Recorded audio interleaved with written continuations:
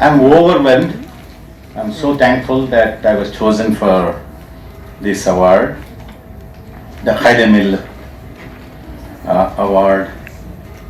I have seen the list of illustrious people. It has humbled me. But of course, like all human beings, I now feel that whatever work I could do, I'm feeling very satisfied. But I want to give a couple of messages before I go. It is time now. I'm the last speaker, hopefully. But I'll take a few minutes, which I made the notes here. And I want to put this not only to the audience today here, but through this medium to the system in India. I also request Ramji. I put his name as Sri Ramji because in Karnataka we use the word Sri for every name. I was so honored that I have been awarded along with him. And one of the things which I want to tell you, I just want to remind you, I'm also very thankful for, I'm present. I'm sorry, some of the names are new to me. Very thankful for Daud Bhai. Daud Bhai is a friend for the last 5-6 years, and we have attended joint work. And he was impressed by one of the works which I did in the state of Karnataka, where I found out Ramji took the name of Election Commission. Can you believe Election Commission put the label not Indian citizen to reject a voter's ID? Now, who is Election Commission to decide that somebody is not an Indian citizen? The Constitution doesn't allow Election Commission to do it. The whole system of who in India, who is the authority in India to say that person is not Indian citizen is not clear. But I presume only the district collector can say that, not even the Prime Minister, and not the Election Commission, definitely not. Because the data is collected by teachers, lower level officials. We had a huge army of people to do this. And they cannot decide who is. But I found that in the list which Government of Karnataka collected. So I took that mission, I went to Delhi, I met the Chief Election Committee. They all say, no, this cannot happen, we have not done this. I said, look, I have the data with you, I can go to the court straight away with you. With this. You said stand up, I did the stand up. And the Central Election Commissioner actually apologized. He said, please don't go to the press. I will tell the state officers to undo those things. And that was in not the last election, but before, almost 6 years ago. But what I do not know is, I know in the Election Commission is creating link to CIA, is collecting a document. And mind you, there are some Hindu names also, non-Muslim names also. But the story of India's Muslims is that in every parameter which I have studied, but for 2 parameters, infant mortality, and there is one more which I forgot now, I think nutrition, infant mortality and nutrition are linked. But for these 2 parameters, the Muslim development is approximately between 20 and 25% lower than the other community.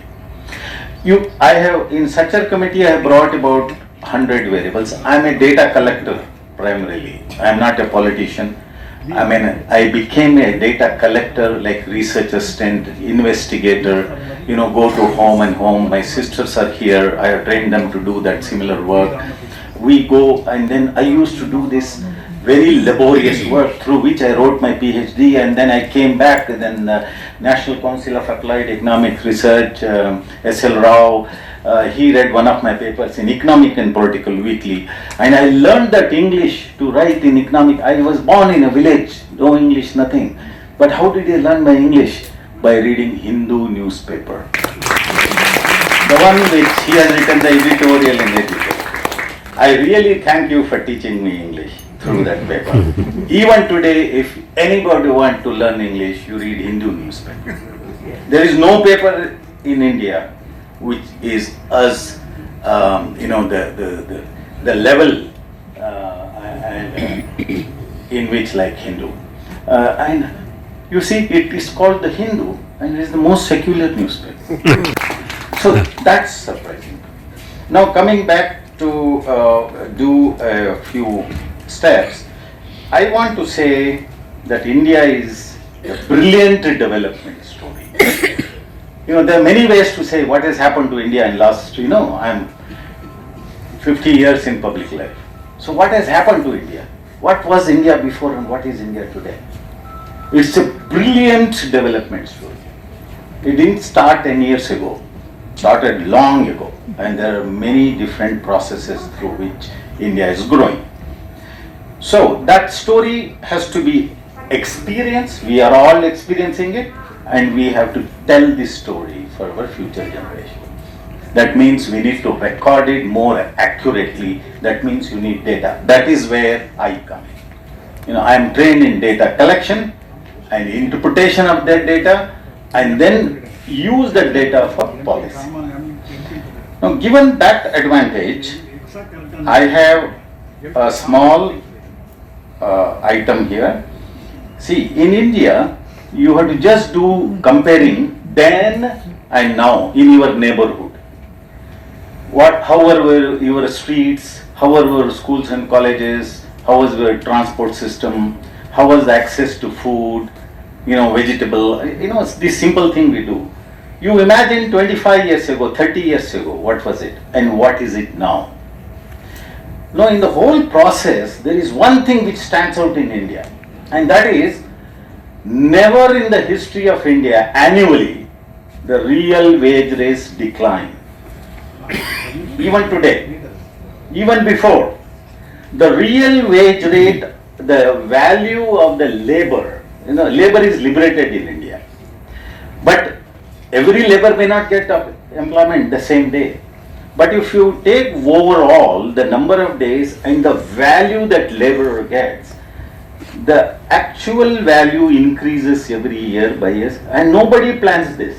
Government has planned minimum wages, useless minimum wages exercise. Nobody uses it. But the whole system is such, and that is the greatness of India.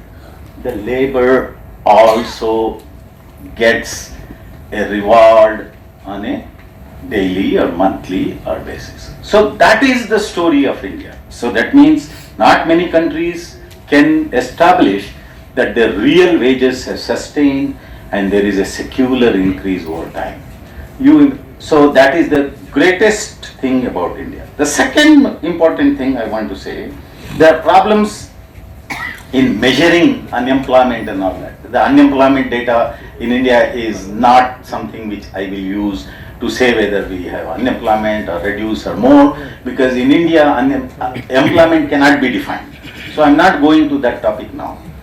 The second most important thing is there is something, a revolution going on in India called demographic dividends. It is a very loaded topic, but basically what it means is that our youth, who are in larger proportion compared to other countries like Japan, like Korea, like US and Germany, where the young and the youth population is shrinking or almost shrunk and gone, like in Japan. So you don't have able-bodied workers to work there, and that is why now the technology is going to ruin the whole labor market through AI. I'll come to that in my last conclusion. But the issue is India can reap the benefit of the demographic dividends, provided we provide basic education in India, not university education. We are building universities, everybody say, hey, we have to build university, we have a lot. No, universities, a youth can go only if first he or she has done her primary school. Now, we don't have a decent primary school in our area. I studied in the government school. Now, in the last 2 years, I'm working on 200 government high schools created in Muslim mohallas exclusively. Now they have a vacancy for 1,600 teachers, and out of that 1,000 teachers are guest teachers who are paid 8,000 rupees for high school teaching. You imagine high school mathematics, then plus 2. Only when you do high school and plus 2, you can go to engineering or medical. Now, we have not put our mind and our importance at that bottleneck. And that is what we have to do. So our demographic dividends will improve provided we focus on that bottleneck. You know, lower level education, Anganwadi centers. Anganwadi center alone will kick up our education by 20%. If the child, before it becomes eligible to go to school, goes to an Anganwadi, the dropout rate of the child is zero for up to middle or high school. If a child is not going to Anganwadi, the dropout rate is very quick. We have established this. You know, I wrote a report to the World Bank, and we don't have Anganwadis. Particularly in Muslim mohallas, there are no Anganwadis in this country. And my request, the Anganwadis were initiated, Anganwadi centers you all know, initiated in this state. The midday meal scheme was initiated in this state. Now you go to North, you know, they are not there. And the importance of that input for our youth and for our education is not understood even today. And the government system is washing its hand by creating privatization. I'm not elaborating on that, that is a topic to be told in another day. Next thing I want to say is, there is, we have to, another discrimination, the most important discriminatory country in the world is India with respect to women. Everything we have done in this country, we have ignored women in our policy. We have ignored women in our politics. You know, Ramji said that Muslims are not there. Yeah, of course they are not there. There is politics. At some stage, I'll come back. How do we empower Muslims? But to make our country prosperous, 5 trillion, 100 trillion, whatever trillion numbers this government is giving, we have to bring women into the center. Now, our country's growth is anchored on women's development in next 20-25 years. Without taking women on board, our country cannot grow.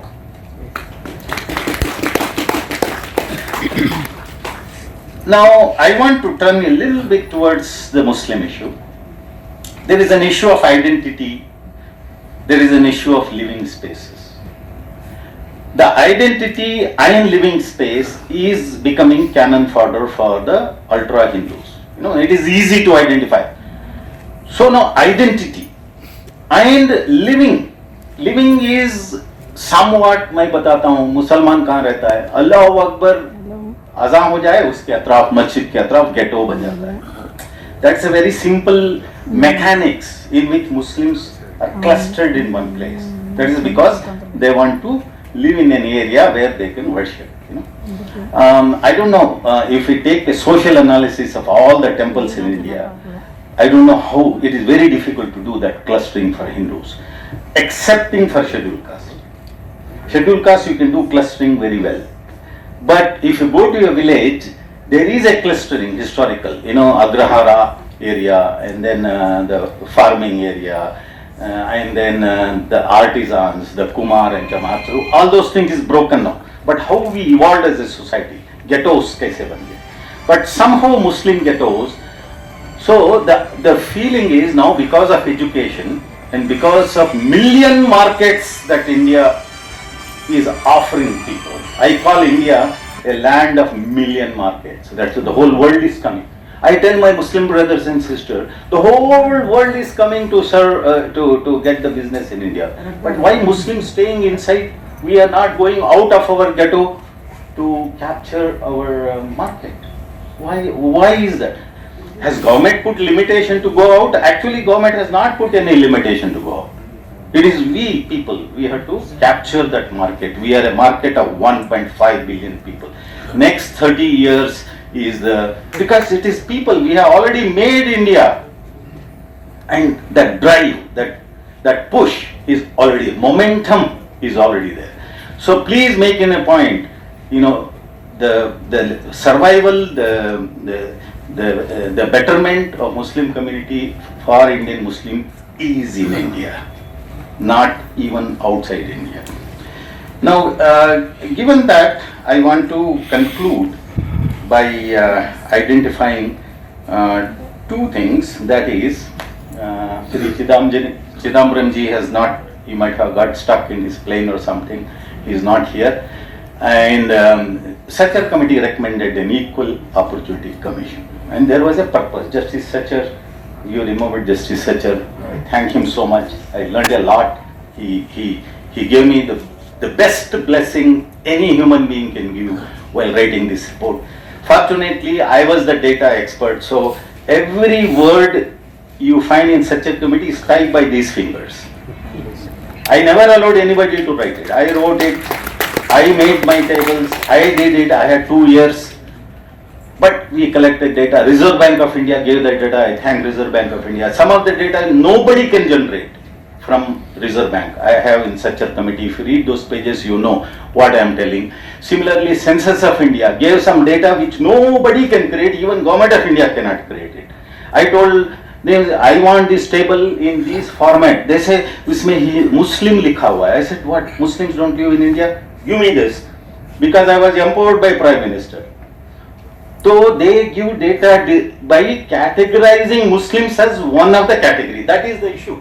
The issue is, in your government report, Muslims are not identified. They don't exist. The Muslims as a group, as a social group, are poor. So you identify them, you target. I know after Sachar committee, post and pre-matric scholarships were given, for 10-15 years. Hugely popular. This is affirmative action program. Because you identified the poor people, they are socially, this one Karnataka government has done it very well.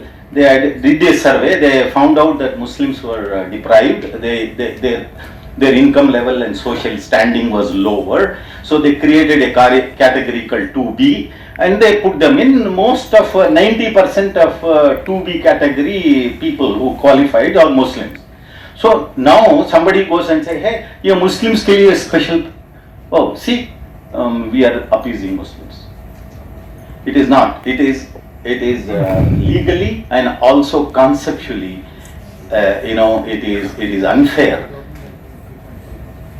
It is very unfair to say that Muslims are appeasing this country. Muslims definitely need an affirmative action.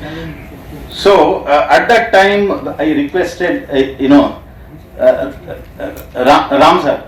At that time, I requested during one of the private meetings to the Prime Minister, I went, sir, this Sachar committee we had recommended. Sachar himself, he said, yeah, equal opportunity. I was invited by British government, to study the equal opportunity office system in London city. So we recommended, and then the Prime Minister, he was very happy. One of the things, this is a very good thing you have suggested. I said, yes sir, but you establish a commission. He said, Chidambaram ji is there, you go and ask him. This is about 2 years after Sachar committee in a party. Chidambaram sahab knows me. He himself put me in another committee, Andhra Pradesh. Chidambaram sahab said, I don't know why he said that. He said, Shareef, Muslims have not come and asked for equal opportunity commission. How is Sachar committee written? 2 years, I went to every place along with the committee to talk to all the Muslims. We have talked to them, and as intellectuals, we have analyzed them and said, give a recommendation. And Chidambaram Sahib says, there is no demand from Muslims. And he did not give money to establish. So one of my requests, sir, is please formulate it under the chairmanship of Justice here and Dawood Bhai, that there must be an equal opportunity commission at the state level. Stalin ji, he looks one of the most able leader of our country. You establish most of the very nice policies emerged from Tamil Nadu. We have recorded it. I will tell you hundreds. Bicycle, girls school. It started from Jayalalitha ji. She said, I am going to give a bicycle to every girl. And now every girl in, every state, girls are given bicycle. So most of the policies initiate in Tamil Nadu. I'm so honored that I'm here. So please take up this to establish Equal Opportunity Commission within the state. No, it doesn't require that it has to be established in the national level. So there are many more things to say, but if Daud Bhai wants, he can have my seminar later. There is, I told you, the government doesn't give data where there is a margin called Muslims. No separate data. They say constitutionally we cannot do it. That is the reason Sachar committee was established. That is how we can bring a Muslim column. Alright? Okay, and please bear in mind, Ram Saab will tell you, there is no other committee report. Our committee was not constitutionally supported, but it is an advisory kind of. No other report has been discussed in this country as much as such a committee report. You tell me any committee report, the number of meetings, the local areas, gaon mein such a committee discussed. Internationally, the Prime Minister of Pakistan got the copies. Obama ji, he called me to White House. I went and presented him. They all read. I briefed Obama personally about these conditions. So this is one of the most popular, and academically nobody can question it. Although BJP said हम उसको वो कर देंगे, oppose करेंगे. Not even one blade of data they can say it is wrong, because I got all the data is given by the government agencies. I created them. So that is the truth. So there is a need for another report like this after maybe 15-20 years. So that is the second thing which I am after, and that I have to work separately, but Equal Opportunity Commission is something which I request you. Now by concluding the data deficit. So these are the days of IT to create data. Census not conducted. Why census not conducted? Media people will tell you. Because of the CAA. We need some man maryada also after food. So wo kahan milega? So that is not there. That is the reason why we can generate data by using modern IT technology through app system. And I want to tell you a little bit more about that, how we can generate it. So that data we can generate that data and give it to the government if they want. The state government, they can take it. The national government, they can take it. So that data, how to generate that data? You have to form a small committee. You start from Tamil Nadu. As I told you, new concepts emerge and they cherish and grow in Tamil Nadu. There is a tip, last point. There is one tip of Muslim community which I want to give. This is only me as a Muslim giving a tip to the Muslim community. So always people say, hey, organized sector, government jobs, mainstream jobs, Muslims ko nahi milte. But I have developed a system where all Muslim groups can become organized in a flick of a second, and so organized that government cannot alter your wishes. And I request the audience here to make a comment on this, whether what I am telling has value. There is a system called, you registered a committee for any purpose you want to do.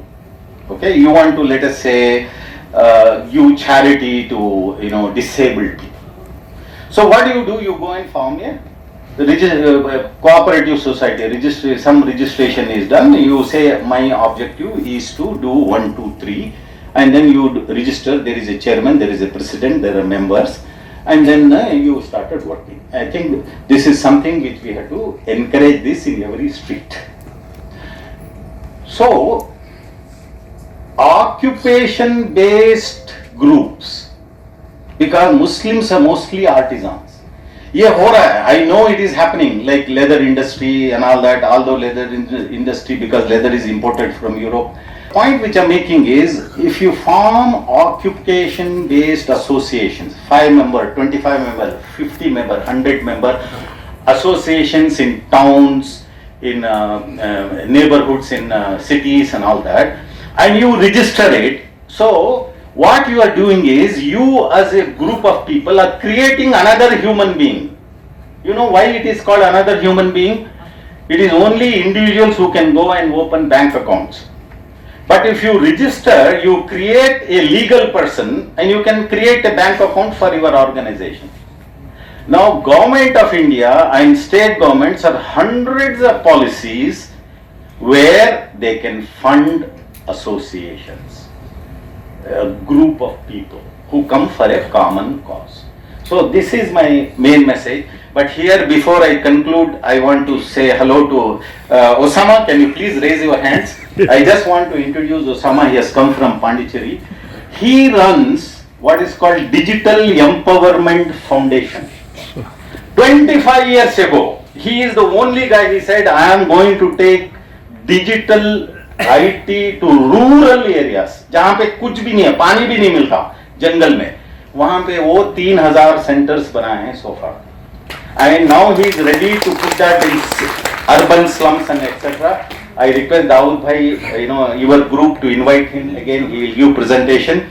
And that IT is the future for our children, for our youth. So the whole education system is going. Teachers appointment कभी नहीं होंगे जिंदगी में. Doctors जो अभी बने हैं, doctors सब खत्म हो जाएंगे 10 साल में. We don't need a doctor. Everything will be in our pocket. So things will be very different 10 years from now.